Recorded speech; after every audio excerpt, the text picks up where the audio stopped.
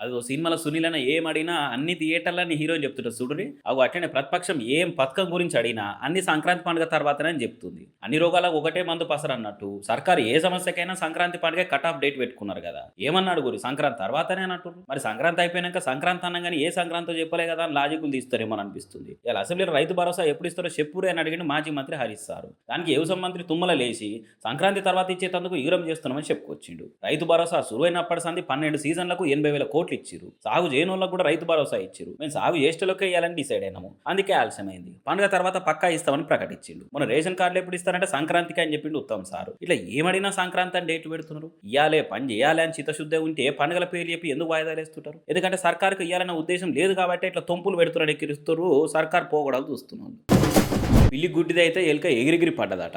పాలకులు తెలంగాణ సోయి లేకుంటే ఎట్లుండదో చెప్పేందుకు నిదర్శనమే ఇది. తెలంగాణ పాలకులు తెలంగాణ మేలు కొడుతుర్రో కీడు కొడుతుర్రో సమజెత్తలేదు. తెలంగాణలో ఎవరు నీడబడద్దని తరిమి కొట్టినమో, ఎవరి కుట్రలీడ నడవకుంటే చేసినామో, ఎవరి పెత్తనం వద్దనుకున్నామో అగో వాళ్ళనే మళ్ళా తెచ్చి మన నెత్తి మీద పెట్టి ఎగిరం చేస్తుంది మన సర్కారు. మెల్లమెల్లగా తెలంగాణలోనే దూరం చేసి మళ్ళా పరాయోలనే తెచ్చి మన నెత్తి మీద పెట్టే కుట్రలు చేస్తున్నట్టే అనిపిస్తుందట సర్కార్ పోకడ చూస్తుంటే. కేసీఆర్ సార్ తెచ్చిన ధరణి బాగున్నది అనుకుంటేనే మళ్ళీ ఏపీలో బాబు సార్ పెట్టిన భూభారత్ అనే పేరు పెడుతున్నారు. ఇక్కడ ఒక కుల సంఘ పొల్లంతా కలిసి ఎన్టీఆర్కు దునియాలనే పెద్ద విగ్రహం పెట్టాలని చూస్తున్నారు. తెలంగాణ తల్లిలో బతుకమ్మ ఉండొద్దట. అసలు తెలంగాణలో బహుజనులు బతుకమ్మ ఆడరట. బతుకమ్మ మనది కానే కాదని కొత్త రాగం అందుకున్నారు. మెల్లమెల్లగా తెలంగాణ కట్టు బొట్టు ఆచార సాంప్రదాయాలే దూరం చేస్తున్నారు అనుకుంటే మళ్ళీ పరాయి రాష్ట్రాల నాయకులకు విగ్రహాలు పెట్టించి మళ్ళీ మన నెత్తి మీద పెడుతున్నారని ఇప్పటికే గుస్సా అవుతున్న తెలంగాణ జనమంతా. ఇలా ఉత్సాహం చూస్తుంటే మళ్ళీ మనమంతా ఒక్కటే అని ఆంధ్రాలు కలిపినా కలుపుతుండొచ్చని సురుకులు పెడుతున్నారు. తెలంగాణ తల్లిని దేవత లెక్క చూడొద్దట. తెలంగాణ లోగోల చార్మినారు కాకతీయుల కళాతోరణం ఉండొద్దట.